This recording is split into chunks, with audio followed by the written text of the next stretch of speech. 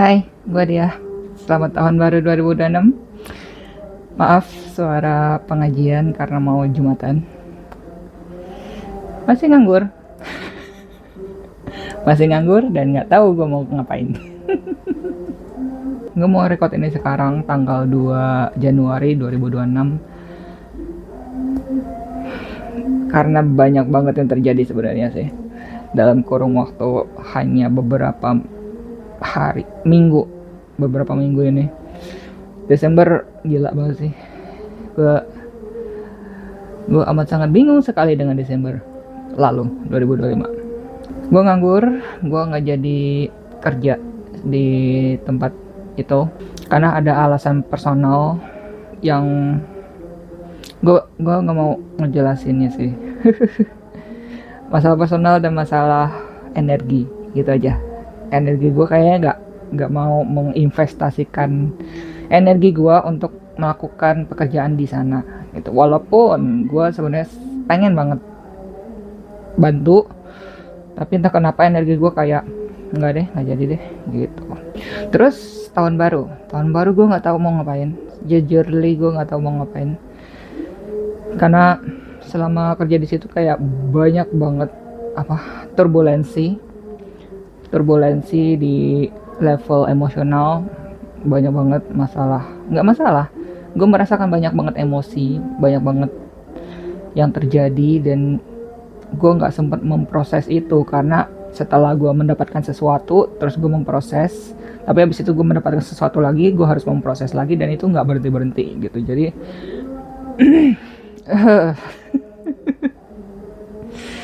gue kayak aduh, gue kapan ya ini berhenti ya gitu. Bukan berhenti dalam artian kayak gue berhenti, cuma kapan gue bisa tenang gitu. Tapi gue ngeliat garis merahnya sih, jadi gue paham dan cukup kalau bahasa Inggrisnya in awe gitu, awe in awe ketika sesuatu yang menakjubkan terjadi dan gue ngerasa kayak such a miracle things to happen to me. Kayak banyak banget hal yang terjadi di hidup gue, walaupun secara duniawi nggak kelihatan, tapi gue ngerasa kayak itu kayak banyak banget yang terjadi, dan itu terjadi dengan caranya yang tidak masuk akal gitu. Akalnya sehat kita tuh nggak akan nyampe gitu, kok bisa itu terjadi gitu. Itu, tapi lo tahu nggak apa yang gue lakukan kenapa itu bisa terjadi? Gue yang belum tahu, gue belajar human design, jadi gue sedang eksperimen dengan human design. Tahun ini udah 5 tahun gue eksperimen human design dan gue memasuki tahun ke-6, dimana mulai dari titik ini sih, pokoknya dari tahun ini tahun ke-6, tahun depan tahun ke-7, dan setelah itu gue melihat perubahan bagaimana gue setelah 7 tahun journey. Karena di human design itu proses deconditioningnya itu selama 7 tahun gitu. Dan unik banget tadi pas gue ngeliat sosmed itu ada yang berargumen bahwa kita nggak perlu membuang waktu 7 tahun untuk deconditioning, kita hanya butuh waktu 1 bulan 1 bulan gitu. Nggak ada yang salah kalau lo mau coba deconditioning 10 bulan, tapi gue merasakan ada layernya gitu. Dan mungkin gue akan bikin video yang lain gimana gue deconditioning gitu, gimana gue menyelaraskan diri dengan human design. Tapi bukan di sini videonya, nanti mungkin besok atau Senin. Besok gue nggak bisa, besok gue lari cuy. Maraton pertama. Lari nggak lari sih, gue bakalan jalan sih. Anyways, yang gue lakukan sehingga semua ini terjadi, hal-hal yang magic terjadi, itu karena gue tidak melakukan apa-apa. Gue tidak melakukan apa-apa, gue hanya ngalir sengalir-ngalirnya hidup gue, dan gue nggak tahu apa yang akan terjadi ke depan. Gue nggak tahu apa yang gue lakukan sekarang. Gue cuma ngalir aja. Tapi ada bedanya, karena gue quartrite itu.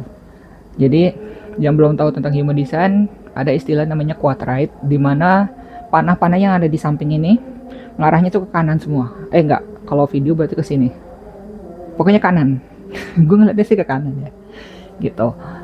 Jadi orang-orang yang quartrite atau panahnya itu semua ke kanan adalah orang-orang yang tidak seharusnya aktif, tidak seharusnya membuat strategi, tidak seharusnya ya aktif gitu. Pokoknya pasif, santai, relax gitu kan.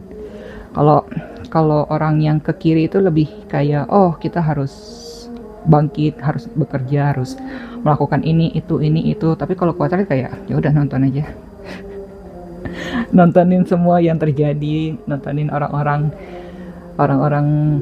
lalu lalang lah istilahnya gitu. Itu abstrak banget gitu. Maksudnya gimana caranya lu bisa hidup di dunia ini tanpa melakukan apa-apa? Lu cuma nontonin aja. Itu sesuatu yang kedengarannya kayak orang depresi parah, kayak lu tuh nggak melakukan apapun, lu cuma rebahan aja.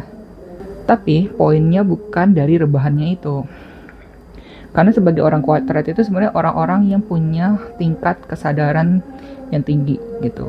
Gue sadar tentang diri gue sendiri, gue sadar ada yang terjadi di orang lain, gue sadar apa yang akan terjadi atas apa yang orang lakukan. Kadang ketika orang memutuskan gue mau A, itu di kepala gue langsung gitu. Kalau lo memutuskan itu sekarang, skenario seterusnya itu gue bisa membayangkan gitu. Dan kadang gue capek sih membayangkan itu, dan itu bukan sesuatu hal yang gue niatkan gitu. Oh, kebutuhan sekarang adalah A, berarti setelah A adalah begini gitu kan. Kayak gue merencanakan dari keputusan pertama, terus membuat spekulasi atas data-data atau atas pengalaman yang gue punya gitu. Terus dari situ efeknya kayak gimana, bla bla segala macam. Tapi entah kenapa gue kayak bisa melihat itu dalam satu pernyataan atau apa gitu. Dan itu yang terjadi pas sebelum gue bilang gue mau gak ngelanjutin kerja gitu, karena ada pernyataan yang dikatakan oleh seseorang. Saat itu juga gue ngeliat kayak, aduh ini tuh kedepannya tuh gak akan, I don't wanna see I don't wanna include it. Gue gak mau ngurusin efeknya gitu kan, jadi gue mundur gitu. Gak bermaksud untuk bilang sesuatu yang jelek, tapi entahlah, feeling gue kayak gak enak, dan akhirnya badan gue kayak gak mau gitu. Badan gue kayak gak gitu, secara strategi dan authority kayak langsung mundur gitu. Gue mau mundur gitu. Again, gue gak bilang sesuatu yang jelek gitu, hanya saja tidak align aja lah, tidak selaras gitu, tidak sefrekuensi gitu. Dan pasifnya gue tuh bukan pasif yang bener-bener gue gak ngapa-ngapain sebenarnya. Aktivitas gue itu banyak yang sifatnya adalah internal gitu. Ketika gue ngeliat sesuatu, gue langsung nangkep sesuatu, dan itu cukup menghabiskan energi gue gitu. Tinggal guanya aja, gue mau ngasih tahu apa yang gue rasakan, gue ngasih tahu apa yang gue lihat, atau ngasih tahu apa yang gue tahu, atau gue hanya nontonin aja. Gue lebih enak nontonin aja sih. Kadang tontonan gue tuh bagus gitu, kadang-kadang jelek gitu. Sayangnya gue tahu 2025 tuh akan gak menyenangkan gitu, tapi gue gak bisa ngapa-ngapain juga sih gitu. Bukan berarti gue cenayang, tapi ya gitulah. Dan satu hal yang mungkin Quadrate akan relate adalah bahasa kita tuh susah untuk dijelaskan dengan bahasa manusia, bahasa yang gimana kayak gini nih, kayak kita ngomong gitu. Karena kayak mungkin gue belum di level kayak telepati gitu sih, cuma gue ngomong di level energi gitu sih gitu. Dan energi itu nggak bisa dijelaskan gitu, cuma bisa dirasakan. Dan uniknya dari gua dan mungkin semua kuadrat yang di luar sana, mereka itu bisa menangkap sesuatu sebelum itu ditangkap oleh orang lain gitu. Yang tadi yang gue bilang, ketika ada satu pernyataan atau satu momen atau satu hal terjadi, gue bisa ngeliat kayak langsung gitu, langsung ke depannya tuh kayak gimana gitu. Dan gue cuma kayak ketika apa yang gue lihat itu terjadi, kayak ya what a good movie. What a good movie. That's sad, but that's good movie. Gue agak takut ngomongnya nih, tapi entah kenapa di tahun baru ini gue merasa kayak gue harus lebih berani untuk ngasih tahu perspektif gue gitu. Karena perasaan gue di tahun 2020 itu terjadi di tahun 2025 gitu. Dan itu hanya perasaan aja, gue nggak membayangkan atau melihat atau memprediksi. Gue cuma kayak pas 2020 mungkin buruk gitu, tapi gue ngerasa kayak nggak akan lebih baik sih untuk beberapa tahun ke depan gitu, pas di tahun 2020 itu. Tapi kayak ya gitulah gitu. Dan akhirnya kayak 2025 kayak oh anjir. Makanya tuh gue rasa kayak banyak banget hal yang banyak miracle terjadi di hidup gue selama bulan Desember itu. Gue nggak bisa jelasin dengan kata-kata gitu, walaupun gue bisa sih jelasinnya, cuma penjelasan gue nggak akan bisa menggambarkan atau membuat kalian merasa apa yang gue rasa gitu, karena kayak nggak masuk akal, sama sekali nggak masuk akal apa yang terjadi tuh. Kedepannya gimana? Jujur 2026 gue nggak mau ada ekspektasi apapun. Gue nggak bikin resolusi yang aneh-aneh. Resolusi gue cuma satu sih, gue pengen makan enak. Dan definisi makan enak gue cuma ya selama gue tiap hari bisa makan ya alhamdulillah gitu. Jadi beberapa video sebelumnya pas gue bilang gue kurusan itu sebenarnya gue jarang banget makan. Jadi istilahnya gue kayak puasa tapi nggak puasa, bener-bener puasa gitu. Gue menahan lapar supaya gue nggak berjajan. Itu gue berusaha nahan lapar sebenarnya itu di bulan Agustus ya, September ya, dari September, Oktober, November itu gue banyak banget nahan lapar gitu. Bukan berarti keluarga gue nggak ngasih makan gue, nggak ngurus gue atau apa, cuma gue terbiasa untuk jajan gitu kan. Kalau gue lapar ya gue jajan gitu. Bahkan gue jajan cuma makanan yang basic sebenarnya gitu, tapi menurut mereka tuh itu jajan.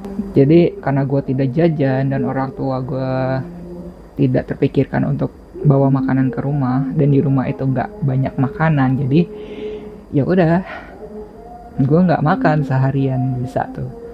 Tapi lama-lama orang tua sadar, oh ini anak tuh nggak makan, ini 2 hari nggak makan. Ya udah lama-lama orang tua gue beli gitu, bawain makanan gitu. Kadang-kadang kalau temennya jualan, dibeli jualannya itu nanti dikasih ke gue gitu buat dimakan gitu. Jadi sebenarnya itu bukan intermezzo biasa, gue cuma menyadari bahwa gue mulai kurusan karena gue tidak makan.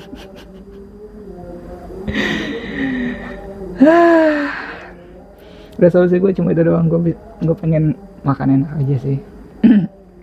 Dan gue tahun ini pengen eksperimen untuk sesuai dengan human design gue, yaitu Quadrate. Dimana Quadrate itu tidak membuat strategi apapun, tidak memikirkan tujuannya apa, tidak memikirkan bagaimana mencari uang. That's so crazy.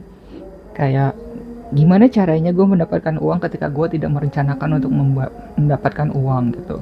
Awalnya gue mikir kayak ya gimana caranya ya, tapi gue nggak mikirin yang bener-bener mikirin sih. Tapi entah kenapa kayak tiba-tiba ada orang yang datang kayak, tolong ajarin gue human design dong, tolong ajarin gue human design. Nggak selebay itu, cuma kayak gue bilang kayak belajar human design sama guru gue ya, tapi dia kayak nggak mau, aku maunya belajarnya sama kamu gitu. Terus gue kayak, kenapa gue? Terus dia juga jawab, nggak tahu, gue pengen belajar sama lo gitu. Dan by the way, orangnya itu adalah salah satu penonton YouTube gue.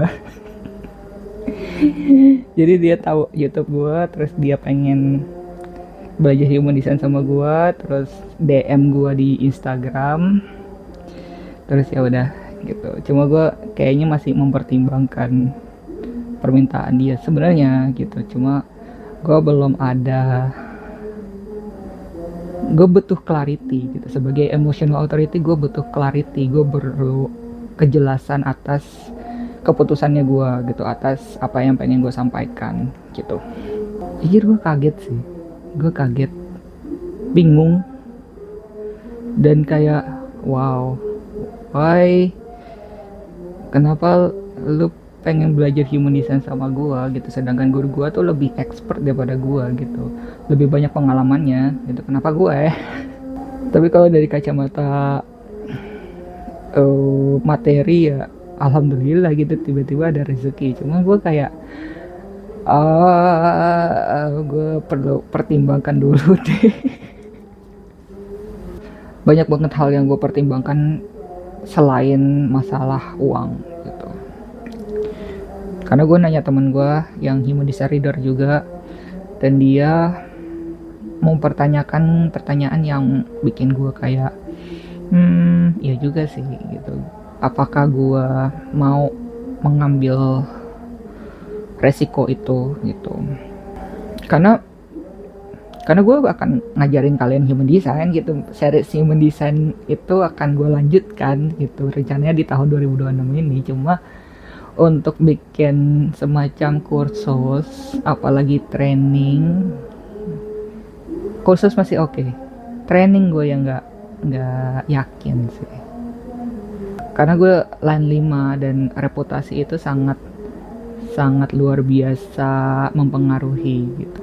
Bukan berarti gue gila posisi gitu, bukan berarti gue gila atas ketenaran, tapi ketika gue dipandang sebagai orang yang tidak kredibel, literally hidup gue yang hancur gitu. Dan ketika gue bikin training, dimana training itu berarti kan gue ngasih sertifikat ke kalian, dan sertifikat itu perlu dipertanggungjawabkan gitu. Dan ketika gue tidak mampu mempertanggungjawabkan itu, yang hancur gue gitu. Kalau gue kuat mendapat reputasi yang jelek, kalau enggak gimana gitu. Pasti teman-teman yang line 5 bakalan ngerti sih apa yang gue maksud gitu tentang reputasi. Karena line 5 itu sangat familiar sekali ketika orang mikir lo jahat, seumur hidup dia akan mikir kita jahat. Gak akan berubah pendapat dia gitu tentang kita. Dan itu pun juga terjadi di sebaliknya, ketika lo mampu menolong orang, kita itu adalah penolongnya dia. Dan dia akan punya pandangan itu seumur hidupnya sampai kita melakukan sesuatu yang tidak sesuai dengan ekspektasi dia gitu. Jadi kalau orang mikir, oh kamu penyelamatku gitu, terus gue nggak nyelamatin lu, dia akan bilang anjir lu jahat banget. Itu yang sakit kita loh. Dan itu nggak cuma kita yang menerimanya aja. Kalau dia hanya diam gitu aja gitu, Kayak ya udah dia mikir jahat, ya udah dia aja yang mikir jahat. Tapi bisa jadi dia mikir kita jahat, dia juga mempengaruhi orang untuk mikir kita jahat. Di situ reputasi kita tuh turun, dan di situ juga hidup kita itu nggak akan semulus yang kita pikirkan gitu. Dan nggak tahu gimana kita menavigasi hidup ini ketika reputasi kita tuh jelek di mata orang lain. Karena sekalinya mereka mikir jelek, kita akan kesulitan buat mengubah apa yang dia pikirkan gitu. Ya gitulah, sorry videonya panjang. Selamat tahun baru 2026. Yang punya resolusi, semoga resolusinya tercapai ya. Nggak apa-apa gagal, yang penting kamu masih punya harapan. Gue pribadi, gue nggak mau pikir yang aneh-aneh. Gue nggak mau kayak gue mau dapat pekerjaan di tahun ini, ya belum tentu gitu. Gue akan mengusahakan, tapi gue berusaha untuk tidak kecewa atas ekspektasi gue sendiri gitu. Gitu aja. Thank you for watching. See you on the next video. Bye bye.